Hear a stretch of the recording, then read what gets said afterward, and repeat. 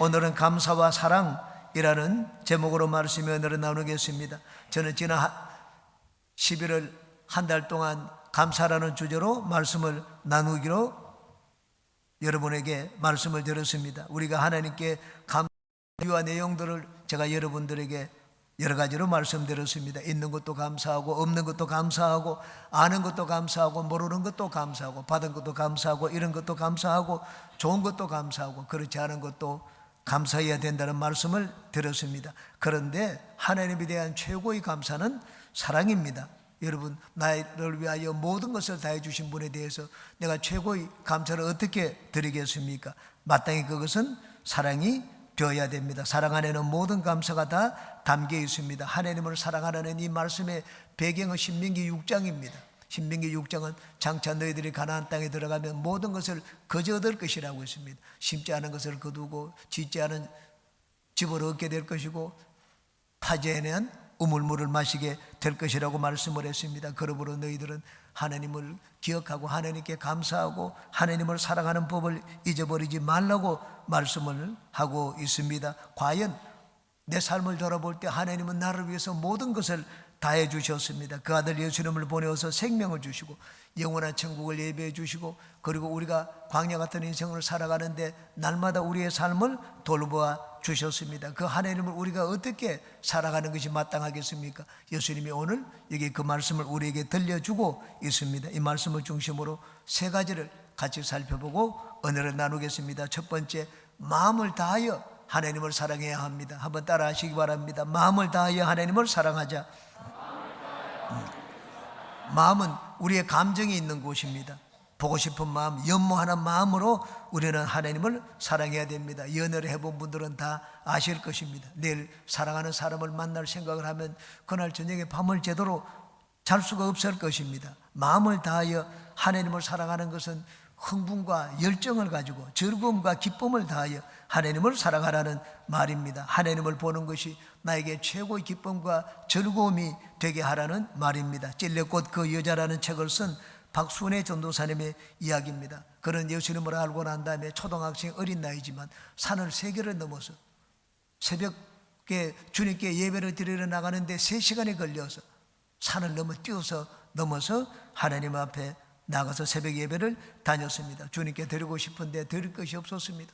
온 낮에 온 산을 다 뒤졌습니다. 그래서 아름다운 꽃들을 꺾었습니다. 자연산 꽃들을 꺾다가 하나님께 바치게 되었습니다. 서울에 올라왔습니다. 첫 직장을 다니는데 처음 드린 11조가 10,000원이었습니다. 그 10,000원의 11조를 듣고 내가 번 돈으로 하나님 앞에 11조를 드릴 수 있는 것이 너무나 감사했습니다. 눈물로 11조를 위하여 기도를 드렸습니다. 눈을 떠보니 3시간이 지났습니다. 4년 후에 11조가 1,000,000원이 되었습니다. 하나님이 1,000배의 복을 주셨습니다. 하나님을 사랑하는 마음에 대한 응답이었습니다. 우리 마음에는 감정이 있습니다. 기뻐하는 감정이 있고 감사하는 감정이 있고 우리 눈물이 흘러나오는 것이 우리의 마음입니다. 사랑하는 사람을 위하여 내 모든 정성이 나오는 것이 마음입니다. 마음을 다하여 하나님을 사랑하라고 했기 때문에 하나님을 사랑하는 나의 마음에는 기쁨이 넘쳐야 됩니다. 뜨거운 열정이 넘쳐야 됩니다. 오래전에 광고에서 이런 내용이 있었습니다. 아내가 남편에게 전화를 했습니다. 당신 오늘 무슨 날인지 알아? 모르겠는데 오늘 무슨 날이지? 오늘 결혼 기념일인 거 몰라? 요즘 기억력이 떨어져서 열정이 떨어진 거겠지. 그런 광고를 들은 기억이 납니다. 여러분, 기억력이 떨어진 것이 아닙니다. 결혼기념일 이런 것은 아내에 대한 사랑과 뜨거운 열정이 식었다는 말입니다. 살아가는 사람을 보면 스킨십을 하고 싶고 안고 싶은 마음이 생깁니다. 그런 것이 사랑입니다. 하나님에 대해서도 바로 그런 뜨거운 열정을 가지고 사랑하라고 말씀을 하고 있습니다. 여러분, 내가 오늘 예수님을 만나러 간다고 생각해 보십시오. 여러분의 입꼬리가 귀에 걸리고 마음이 활짝 열리고 얼굴에는 웃음꽃이 피지 않습니까? 저는 처음 예수님을 믿을 때 예배 드리는 것이 너무나 좋았습니다. 길을 갈 때는 그냥 희죽희죽 웃고 다녔습니다. 무엇보다도 구역 예배가 기다려졌습니다. 일주일 내내 저는 구역 예배를 기다렸습니다. 예배를 드리러 가면 1시간 일찍 가야 됩니다. 그 생략국에 가서 1시간 일찍 오라고 해서 1시간 일찍 기다리면 거기서 조장님이 일일이 다 전화를 하고 꼭 한 10몇 군데 저한테 이 장소를 알려주기 위해서 저를 데리고 다니면서 신방을 하는데 같이 데리고 다니던 기억이 납니다. 그렇게 1시간을 기다렸는데도 그 1시간이 지루하지가 않았습니다. 마음이 주님을 만난다는 그런 흥분이 있었기 때문입니다. 주님은 우리가 주님을 사랑하되 마음에 뜨고 열정과 기쁨이 넘쳐서 주님을 사랑하기를 원하십니다. 또한 마음을 다하여 하나님을 사랑하라는 것은 하나님을 사랑하는 나의 마음에 감사가 넘치도록 하라는 말입니다. 우리가 주님 앞에 나아갈 때는 감사와 감격이 넘쳐 흘러야 됩니다. 그러면 우리는 우리 마음속에는 눈물의 감사가 나옵니다. 누가복음 7장에 죄 많은 여인을 보시기 바랍니다. 그는 많은 사람들 앞에 손가락질을 받는 이 더러운 여인이었습니다. 그러나 예수님 앞에 나올 때 감사와 감격의 눈물이 끊이지를 않았습니다. 그 눈물로 예수님의 발을 씻고 머리털로 그 발을 닦았습니다. 그리고 자기가 지금까지 참 모아놓았던 그 돈을 가지고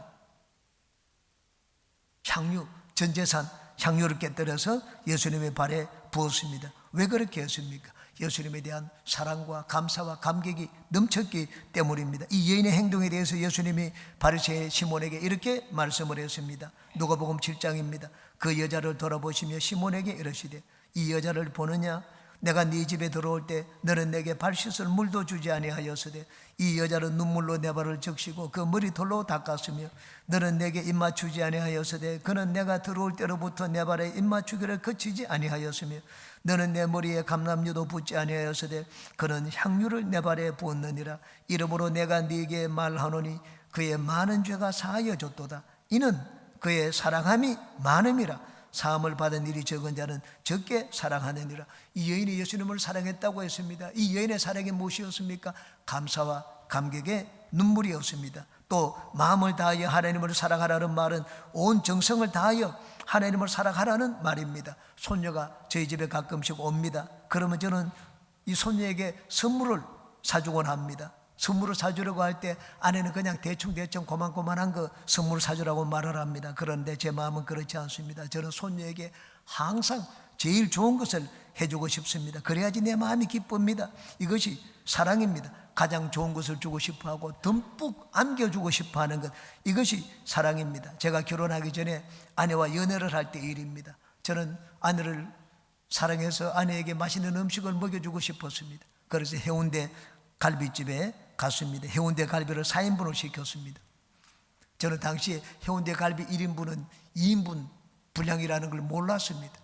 그러나 막 맛있는 걸 많이 먹기 위해 가지고 두 사람이 갔는데 4인분을 시켰습니다. 나중에 보니 그것이 8인분이었습니다. 우린 그것을 다 먹지를 못했습니다. 주위 사람들이 보면 낭비한다고 말을 했을 것입니다. 그런데 아내는 내가 자기를 사랑하는 그 마음의 정성을 본 모양입니다. 그래서 얼마 가지 않아서 결혼을 하게 되었습니다. 마음을 다하여 사랑하면 여러분 다른 모든 것은 이순위가 됩니다. 장래일을 염려하거나 계산하지 않습니다. 성전에서 2렙돈을 넣은 과부는 이 돈을 들이면 내가 오늘 저녁에 어떻게 먹을까, 내일은 어떻게 살까, 그 걱정하지 않았습니다. 염려와 계산은 이순위였습니다. 하나님은 우리가 당신을 우리 마음의 가장 소중한 곳에 모시기를 원합니다. 이것이 하나님을 최고로 여기는 것이고 마음을 다하여 주님을 사랑하는 것입니다. 하나님의 은혜가 감사한 여러분들은 하나님을 사랑하되 여러분의 마음을 다하여 모든 정성을 다하여 하나님을 사랑하시기를 주님의 이름으로 축원합니다. 두 번째, 목숨을 다하여 하나님을 사랑해야 합니다. 한번 따라 하시기 바랍니다. 목숨을 다하여 하나님을 사랑하자.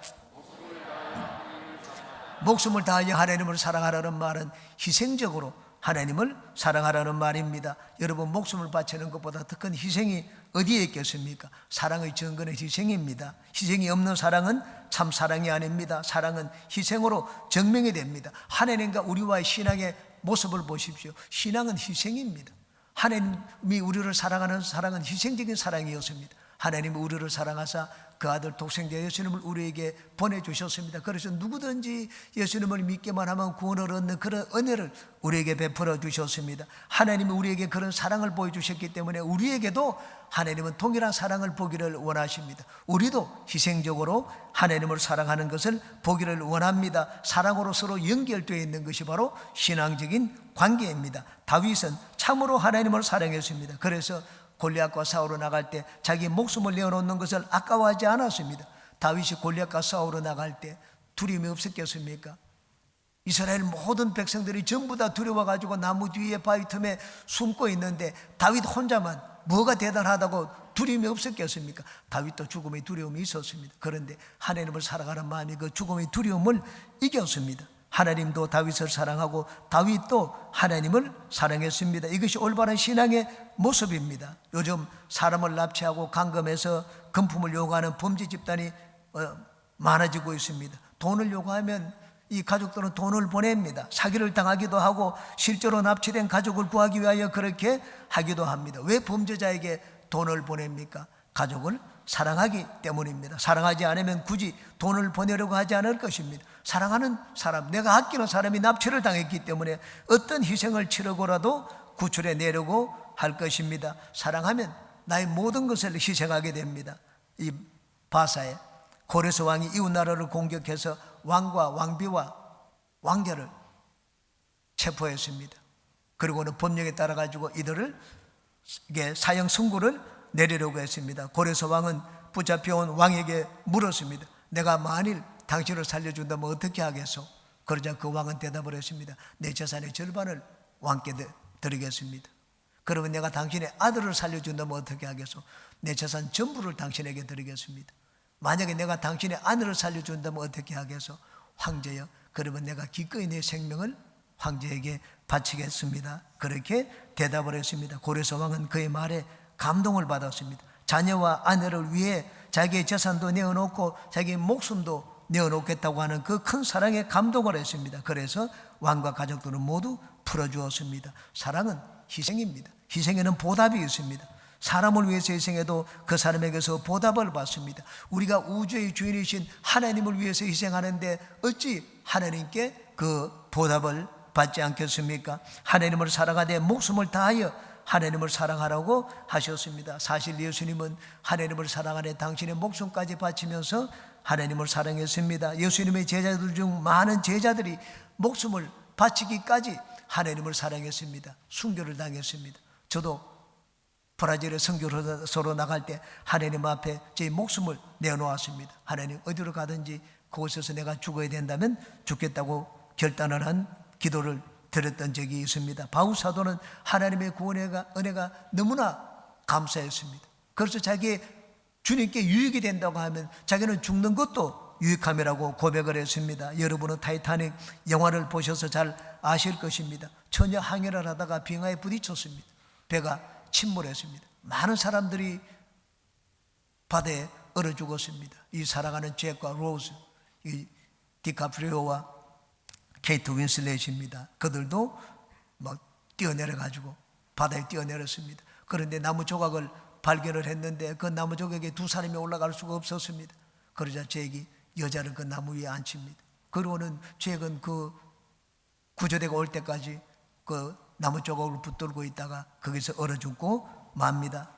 나중에 여자는 목숨을 건지게 되었습니다. 여러분, 사랑은 상대방을 살리기 위하여 내 목숨까지도 아끼지 않는 것입니다. 우리 역시 하나님 앞에 그런 사랑을 입었습니다. 여러분, 과연 내가 그런 사랑을 입었는데 나는 어느 정도로 하나님을 사랑하고 있습니까? 내가 내 소중한 것을 내어놓을 정도로 내가 하나님을 과연 사랑하고 있습니까? 하나님 우리에게 물으실 것입니다. 나는 너를 위하여 내 아들을 내어주었는데 넌 날 위해서 무엇을 주느냐? 하나님이 우리에게 물으십니다. 사람을 감동시키는 사랑은 뜨겁게 불태우는 사랑이 아니라 희생적인 사랑입니다. 하나님을 감동시키는 사랑도 마찬가지입니다. 뜨거운 사랑이 아니라 희생적인 사랑입니다. 희생적으로 하나님을 사랑하는 곳에 하늘나라가 건설됩니다. 여러분, 하늘나라가 이 복음이 어떻게 온 세계에 전파되었습니까? 예수님의 제자들이 나가서 목숨을 바쳐 주님을 사랑했기 때문입니다. 그래서 하늘나라가 전개되고 널리 전파되었습니다. 오늘날 교회가 부흥하고 성장하기 위해서도 마찬가지입니다. 하나님을 향한 희생적인 사랑이 있어야 됩니다. 우리 교회가 든든하게 세워진 것도 성도 여러분들의 희생적인 사랑이 있었기 때문입니다. 제가 온 지 지난 13년을 돌아보니 우리 교회는 안팎으로 많이 달라졌습니다. 비가 오면 우리 지하실에 비가 샜습니다. 우리 교회도 여러 군데서 비가 샜습니다. 천정에서 물이 새고 창문에서 물이 새고 바닥에 물이 새던 그 환경이 지금은 달라졌습니다. 식당이 너무나 좁고 추웠습니다. 그런데 식당도 새롭게 달라졌습니다. 예배 환경이 달라졌습니다.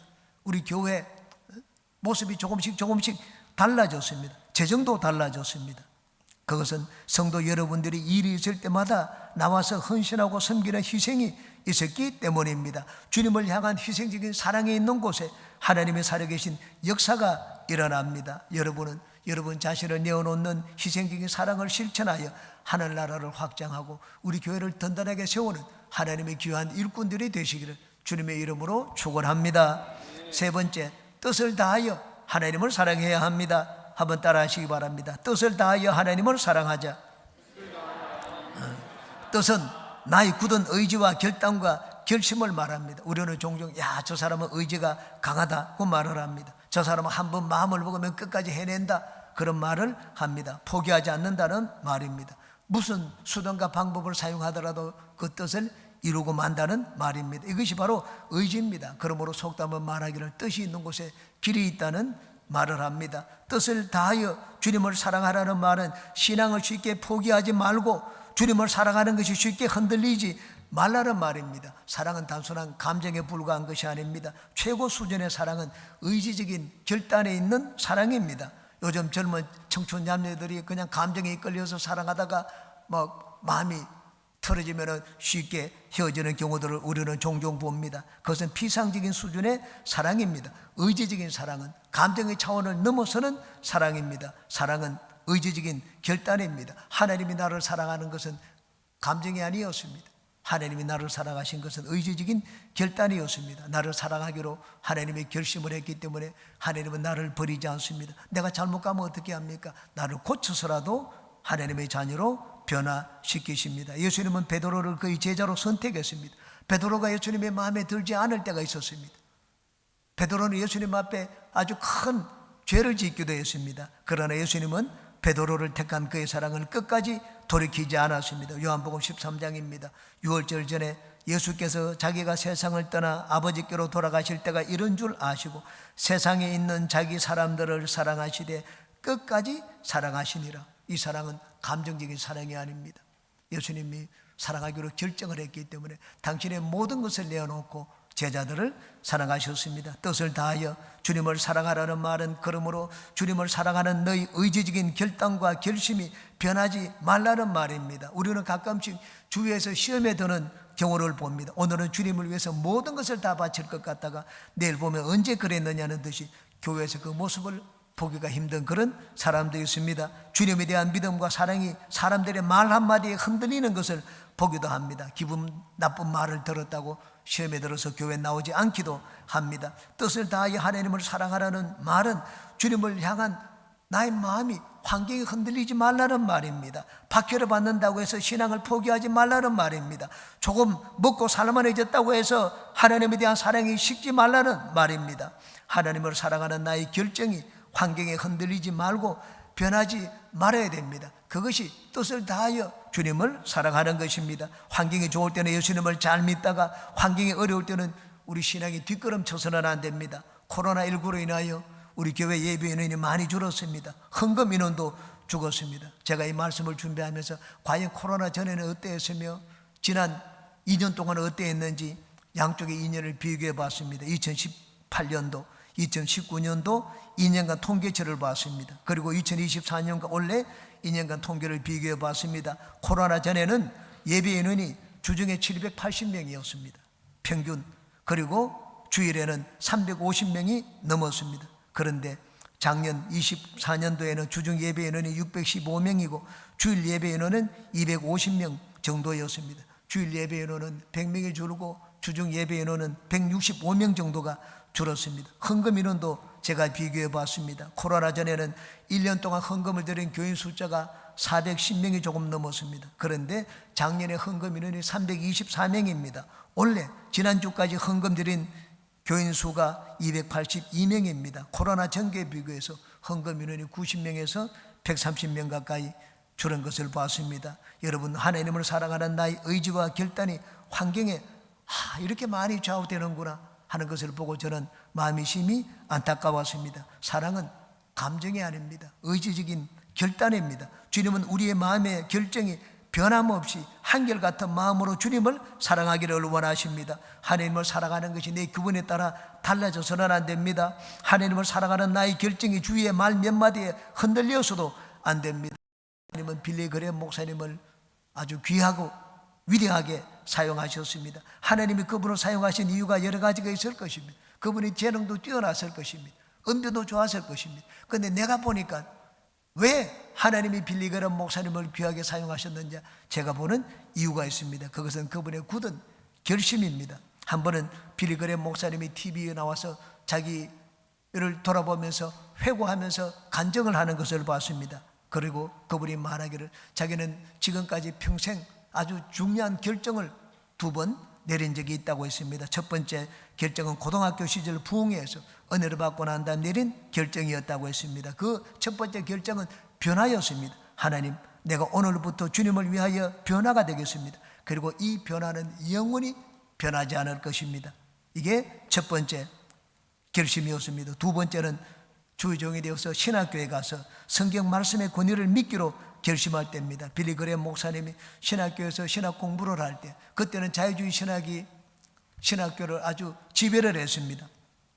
교회에서는 성경은 하나님의 말씀이고 저 하늘과 이 땅이 무너져도 일지미력도 변함이 없는 하나님 말씀이라고 가르쳤는데, 신학교 가니까 달랐습니다. 교수들이 성경은 하나님의 쓴 책이 아니고 인간의 작품이다. 그러므로 이 중에 옳은 것도 있고 그런 것도 있다. 어느 것이 옳고 어느 것이 그런지는 우리 인간의 이성이 판단한다. 이성으로 성경의 진리를 판별할 수 있다. 그렇게 가르쳤습니다. 빌리 그레 목사님은 둘 중에서 참 많이 망설였습니다. 당황했습니다. 교회 오면은 목사님이 말씀이 맞는 것 같고, 신학교 가면은 신학교 교수의 가르침이 맞는 것 같았습니다.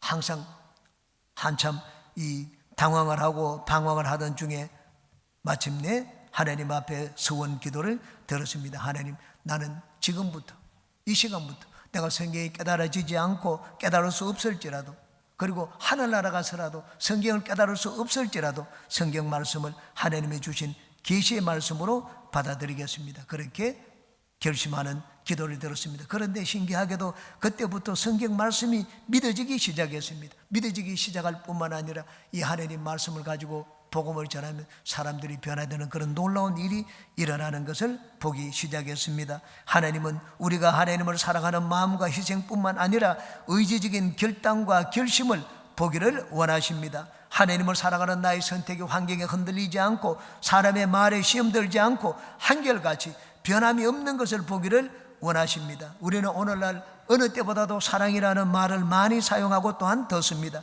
그러나 또한 어느 때보다 쉽게 헤어지는 것을 또한 봅니다. 그것은 사랑의 의지적인 결단과 결심이 부족해서 그렇습니다. 우리는 하나님을 사랑하되 뜻을 다하여 하나님을 사랑하는 우리 모든 분들이 되시기를 바랍니다. 말씀을 뵙습니다. 하나님이 우리에게 베푸신 사랑과 은혜는 나의 모든 것을 드려도 다 갚을 수가 없습니다. 갚을 길 없는 주님의 사랑에 여러분이 드릴 수 있는 최고의 것을 주님께 드려서 주님을 사랑하는 우리 모든 분들이 되시기를 주님의 이름으로 축원합니다.